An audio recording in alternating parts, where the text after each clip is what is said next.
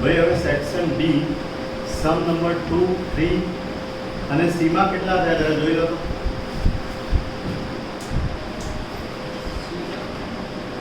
Section C એમાં બીજો ત્રીજો બીજો પહેલો તો થઈ ગયો હશે ને, પહેલો તો થઈ ગયો હોય. હવે આપણે સેક્શન ડી માં સેકન્ડ અને થર્ડ લઈએ. આમાં લખાતું નથી.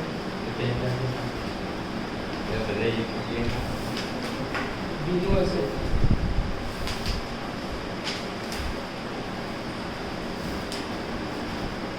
પેજ નંબર બોલો.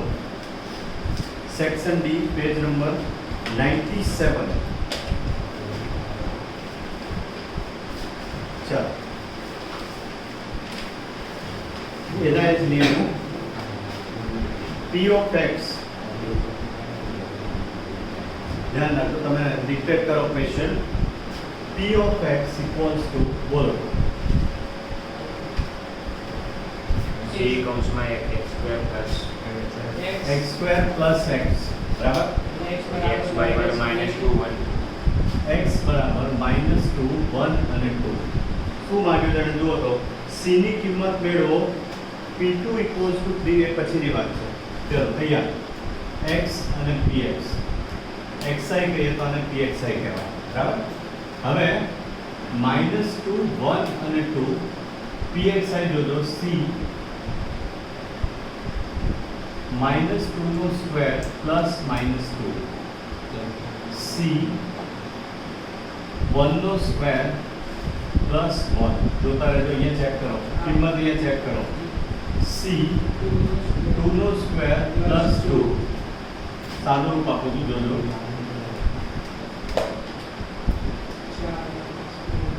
દરેક સ્ટેપ બતાવું છું.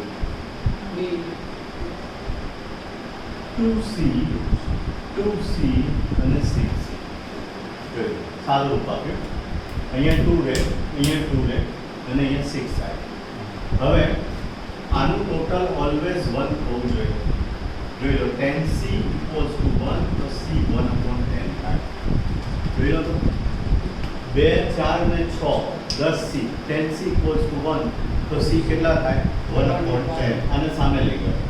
ચેક કરવું હોય તો 2 1/10 2 1/10 6 1/10 એટલે ફાઇનલ મળે ઉપર એનું જ રહે ને, એટલે 10/10 ઇક્વલ્સ ટુ 1.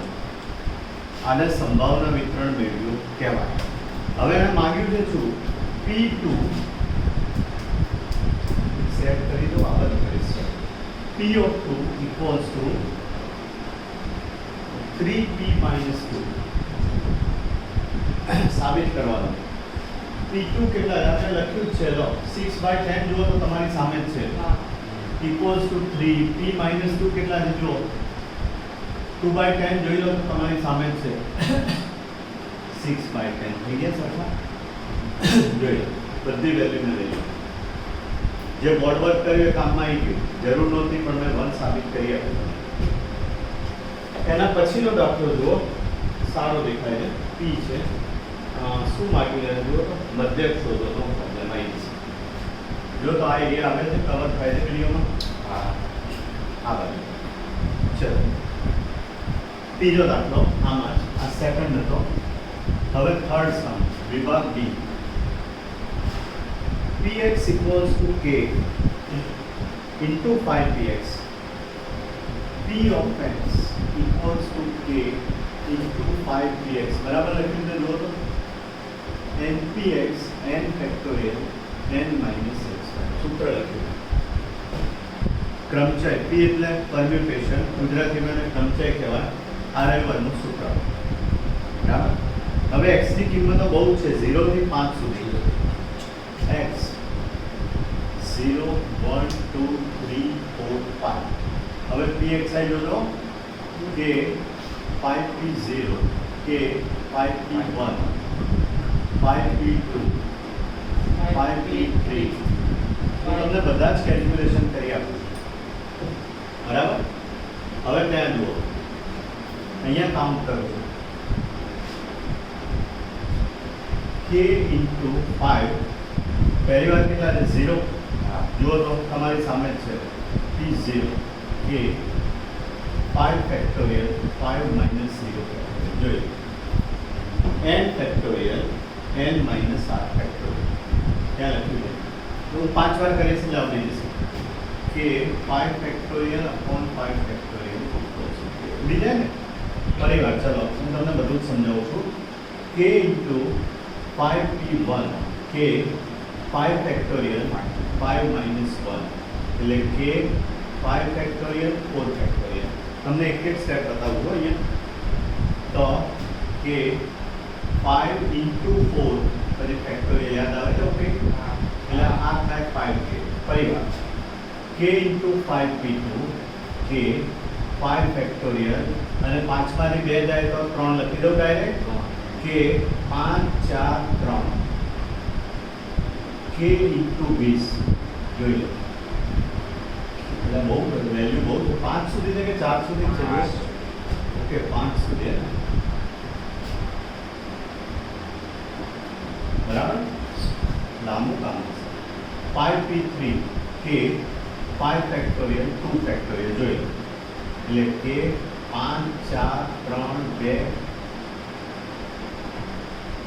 60k જગ્યા બધું સેટ કરતો જઉં છું તો થાય અમારું k ઇન્ટુ 5p4 કે 5 ફેક્ટોરિયલ અને 1 ફેક્ટોરિયલ તો k ઇન્ટુ 5 ફેક્ટોરિયલ બરાબર તો k 5 4 3 2 1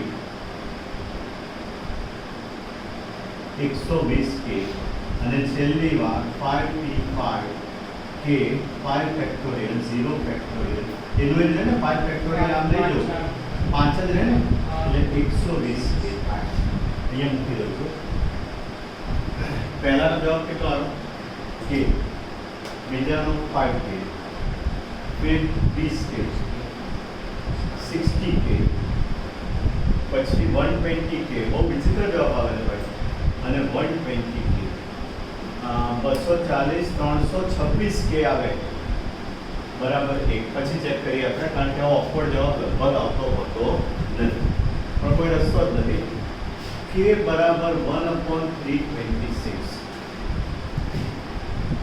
મધ્યક એટલે શું આ બેને ગુણી નાખો એટલે મધ્યક પડે પણ k ની વેલ્યુ મૂકવી પડે તો 1/326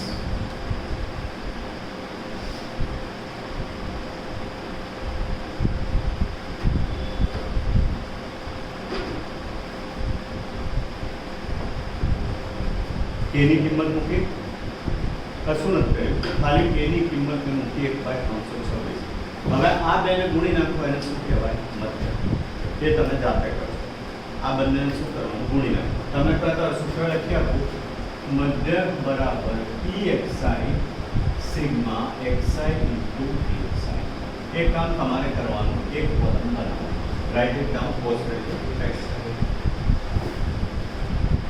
સ્ટાર્ટ કરી દો ઓકે ચાલો બોલો ક્વેશ્ચન બોલો સ્વાધ્યાય 2.1 દાખલા નંબર 5 અલગ છે અઘરો નથી બોલો એક યાદચ્છિક ચલ x નું સંભાવના વિતરણ px છે ચલ x એ x1 બરાબર -2 એક મિનિટ x1 બરાબર -2 હા x2 બરાબર -1 અને x3 બરાબર 1 હા અને x4 બરાબર 2 x4 2 પછી કિંમતો ધારણ કરી શકે છે તથા જો 4p કૌંસમાં x1 બરાબર 2p કૌંસમાં x2 બરાબર 3p કૌંસમાં x3 એ રીતે બરાબર 4p કૌંસમાં x4 પતી ગયું પછી હોય તો આ સંભાવના વિતરણનો મધ્યક અને વિતરણ શું ઓકે ચાલો એકદમ અલગ દાખલો છે અઘરો નથી અલગ છે પહેલા x1 x2 x3 x4 તો આપેલા જ છે બરાબર સૌથી પહેલા આને સોલ્વ કેવી રીતે કરાય ઘણા લોકો ઇક્વલ્સ ટુ 1 ધારતા હોય છે ઘણા લોકો ઇક્વલ્સ ટુ k ધારતા હોય છે ના ચાલે એવું ના ચાલે પ્રોપર મેથડથી જવું પડે હવે આ ચારેય સરખા હોય તો જો લખવું એ બરાબર છે કે નહીં કે 4px1 બરાબર 4px4 બધાને એકમાં ફેરવી દઈએ 2px2 બરાબર 4px4 અને 3px3 બરાબર 4px4 મેં બધાને શેમાં ફેરવી દીધા x4 a b c d હોય તો a બરાબર d b બરાબર d c બરાબર d કહી શકાય એવું નહીં કર્યું જોજો બરાબર ધ્યાન રાખજો અઘરું નથી બિલકુલ px1 બરાબર આ સામે જાય 4/4px4 એક થઈ જાય ને આ બાજુ px2 બરાબર 4/2px4 એટલે px2 બરાબર 2px4 જોજો અને 3 એટલે અહીંયા px3 બરાબર 4/3px4 એટલે px3 આનું આ રહે ને બરાબર હવે આપણે એવું જોયું કે સંભાવનાનો સરવાળો કેટલો હોય એક હોય ને સિગ્મા pxi બરાબર 1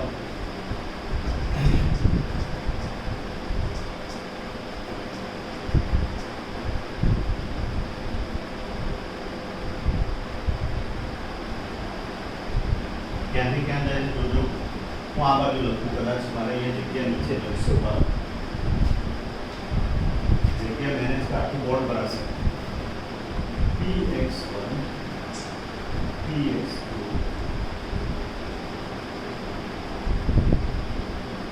મૂકી દો વેલ્યુ ટોટલ કેટલું થાય 1 ને 4 છે ને x1 x2 x3 ને x4 એનું ટોટલ ગ્રોથ છે કઈને જોયું પેલો સહેલો હતો પહેલા બે કરે સહેલા px1 ની જગ્યાએ કેટલા મૂકી દો px4 x2 ની જગ્યાએ 2p આ બધું સ્કૂલમાં પૂછાય બોર્ડમાં કદાચ ના પૂછાય તો px4 પ્લસ આટલો એનું જ રાખું છું બરાબર 1 લસા કેટલો લઈએ 3 તો 3px4 plus 6px4 plus 4px4 plus 3px4 લસા સામે લઈએ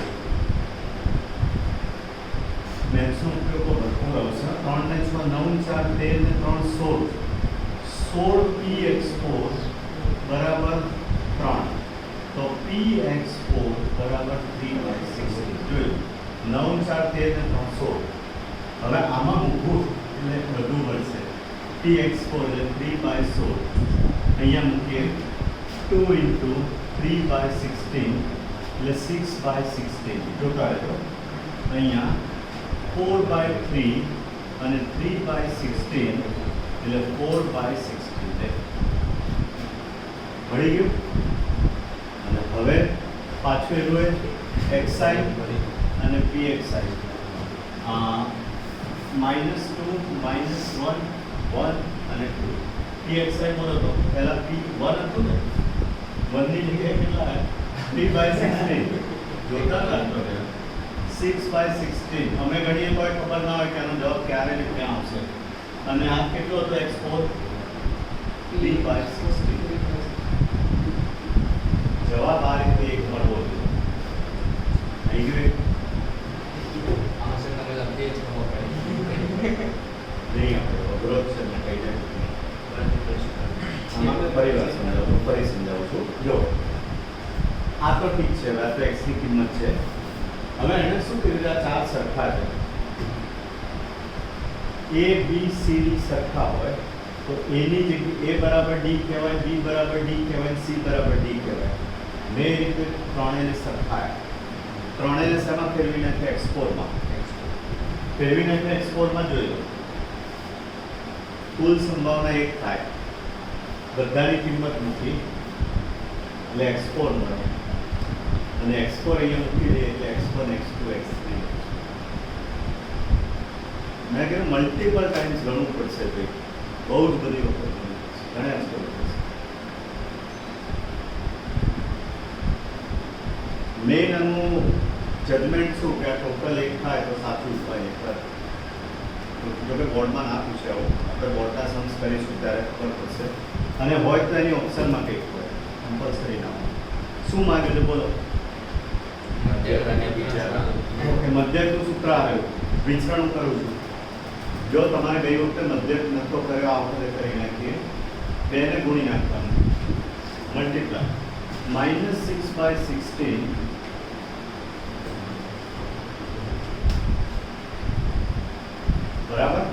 12 અને 10 -2/16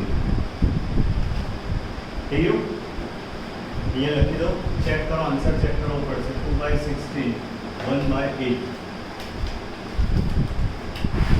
100% આવે. હવે જોજો વિચરણ કઈ રીતે મળે. ગઈ વખતે કદાચ મેં કર્યું, પહેલા આપણે ગુણી નાખ્યા, હવે એને પરિવાર xi થી ગુણ્યું, એટલે xi સ્ક્વેર ઇન્ટુ pxi 12 16 6 16 4 16 12 ને 16 34/16 18 ને 4 22 ને 12 34. આ તો સહેલું છે, આમાં કઈ નથી કર્યું. બરાબર. હવે જોજો મધ્યક આવી ગયો. એ પછી મેં આવું કીધું હતું EXI square sigma xi square into pxi આપણે શોધ્યું જ છે 34/16. કર્યું નથી, જે હતું એ જ લખી દીધું. અને છેલ્લે વિચરણ એટલે શું? વિચરણ EXI સ્ક્વેર માઇનસ EXI નો હોલ સ્ક્વેર. બતાવો EXI સ્ક્વેર કેટલો આવે? 34/16. EXI કેટલો છે? -1/8 નો સ્ક્વેર. એટલે 34/16 માઇનસ 1/64. 64 લસા લઈએ એટલે 16 × 68 136 -1 એટલે 135/64 આવે. આ એલસીએમ લીધો, તમને ના ફાવે તો પોઈન્ટમાં કરી શકાય. જોરદાર દાખલો, સખત દાખલો. આ તો તમારે એવું બોલ હોય દેવ ઉપર દેવું છે, કશું જ ના આવે એવું ના મળે તો ઉદાહરણ રહેવા દો, પણ સ્વાધ્યાય પરફેક્ટ થઈ જવાનું. પૂછશે તો કોપી આમાં આ આવડવું જોઈશે. કેટલી વાર ગણું? 8-10 વાર. તમારે બધું કરાવવાનું એટલે હું જોતો છું. બધું ભણવાનું છે, પછી વેઇટેજ જોઈશું. પોસ્ટ કરી દો 15